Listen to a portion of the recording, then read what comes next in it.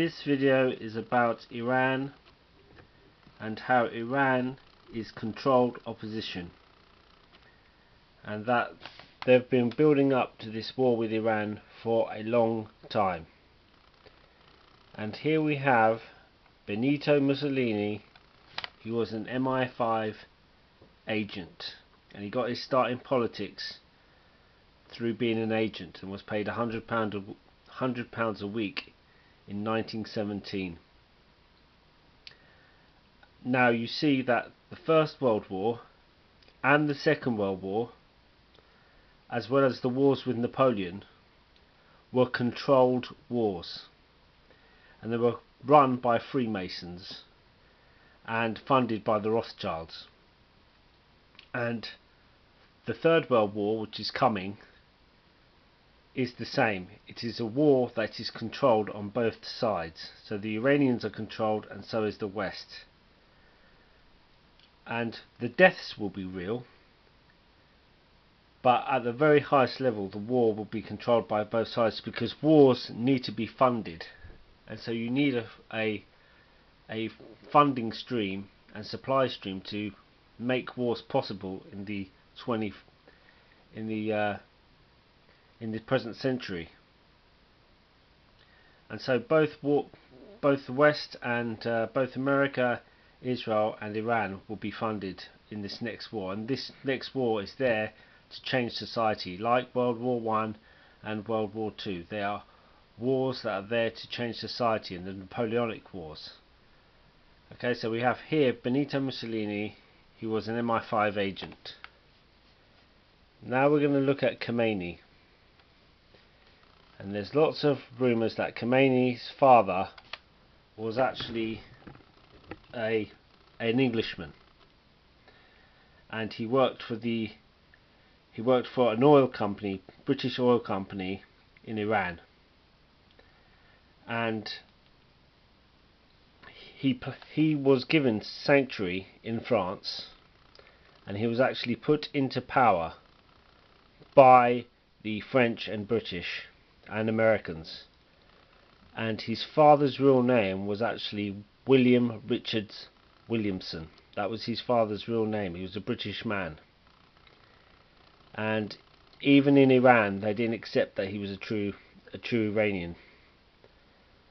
And there's lots of evidence and writers who has said that Khomeini was a British agent. Okay, so here's his real father here. His real father was born in 1872 of British parents, and he worked for the Anglo-Iranian Oil Company. Now remember that name, because it then became BP, and we're going to talk about that more, and how Iran since about 1870 has been completely controlled by the British. Now what I mean by the British Empire is actually controlled by the Rothschild family and by Freemasonry. Okay, so that's what you got to remember. Okay, so lots of evidence that Khomeini was a British agent and was actually half British himself, and his father worked for British Petroleum, what is now British Petroleum. Okay, now let's play a little clip of this film. Okay, it's about 1979. Gathered in Guadeloupe, we're preparing for the upcoming G7 summit in Tokyo, smiling reassuringly for the cameras in their shirt sleeves. In reality, the mood was far less serene. In Iran, the situation had become untenable. As international protests condemned the Shah's dictatorship, the country was sinking into chaos, and oil production had almost completely stopped. France was eager to be rid of an embarrassing guest they had been hosting for several months. Now this little show is full of Western propaganda, but you can see that when the Iranian Revolution happened, the Americans, the British and the French already knew that they were going to get rid of the Shah. Now the Shah was a puppet of America, okay, but they wanted to get rid of him because they wanted to radicalize Islam, and Iran. And why they wanted to do that was to give Israel an enemy, so that in the future this war would happen. Okay, so if you want Israel to expand as a country, you need enemies, and so they constructed Iran as an enemy, and they put into power their agent Khomeini. Okay, and he was living in Paris, and they flew him in. They flew him in after the revolution. Ayatollah Khomeini. The four heads of state came to a decision. The Shah would have to resign and leave Iran, and the aging cleric, who they knew little about, would be allowed to return to stabilize the country. Now, there you see, the four decided to put Khomeini into power, and they lie about that they did not know much about Khomeini, because in this Guardian article, it says the US had extensive contact with Ayatollah Khomeini before Iran revolution. So you can clearly see it contradicts that bit of news you just heard. Okay, and there's even on Wikipedia there is a page dedicated to the Iranian public's belief that the British control Iran, and they do. But the thing is that what we know of the British Empire as the British Empire is actually run by Freemasons, the Rothschilds, and other banking families. That's who runs the British Empire and the British Crown. Okay, so you can see there's well established theories and research by even American writers that show that Khomeini was linked to the CIA and was an agent, as you see there. Okay, and so let's play a little bit more. And preserve the economic interests of the West. I heard about the Guadalupe conference. I think it was there that they decided that if the Shah goes and Khomeini comes, it's not such a disaster for the West.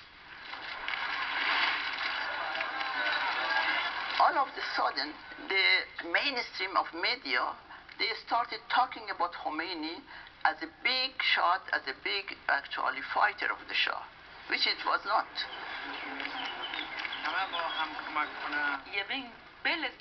There was this great propaganda strategy, and the European media fell into the trap because that image was really too idyllic, almost like a Garden of Eden.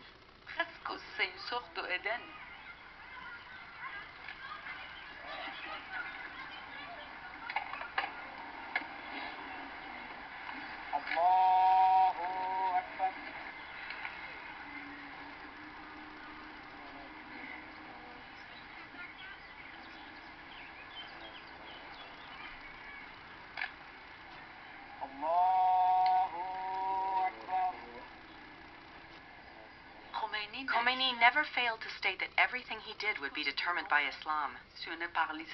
He had always dreamt of a state in which Sharia law would rule.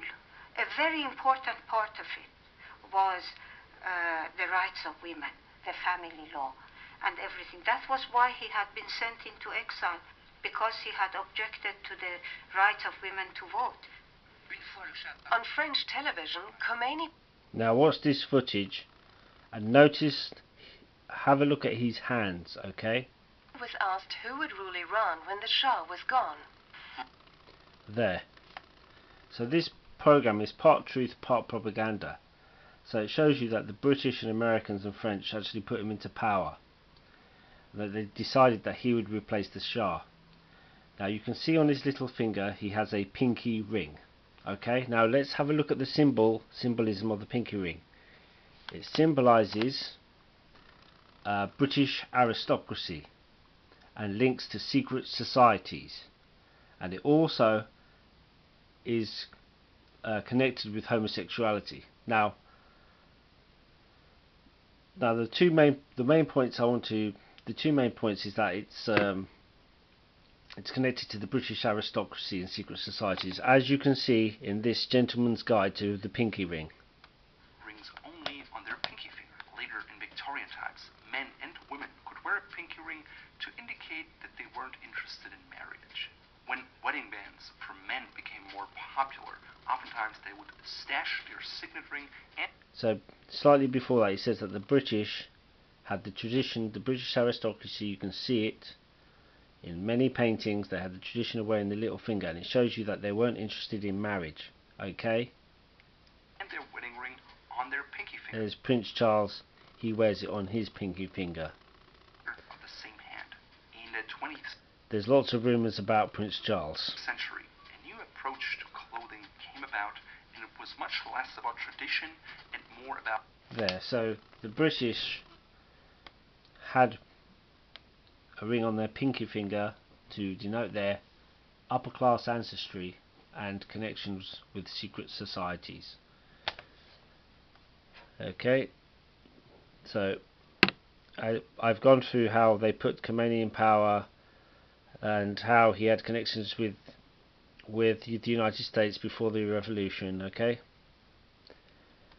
so this is the Shah in his interview, and in this interview, I don't know if this is the specific one, but he talks to American TV, and he says that the Americans deposed him, even though they put him into power, because he replaced Mossadegh, and Mossadegh was probably also a Freemason, but he was a leader that wanted to partly nationalize Iranian oil, and the Americans and the British didn't like this, so they had him killed, and then they brought the Shah into power, and then eventually they overturned the Shah because they wanted to radicalize Iran so that it became an enemy for Israel, so that in the future Israel will fight a war and Israel will be able to expand its territory.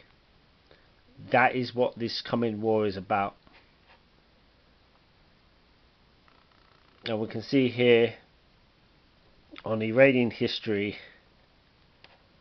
how the British got involved with Iran, and how it's slowly the influence of the British actually became the leading dominant force in Iran. Okay, so the British actually occupied it in the 1920s. Okay, so in here, in this bit, the relationships between the British and the Iranians, you see that here is a quote that the Shah of Iran, the then Shah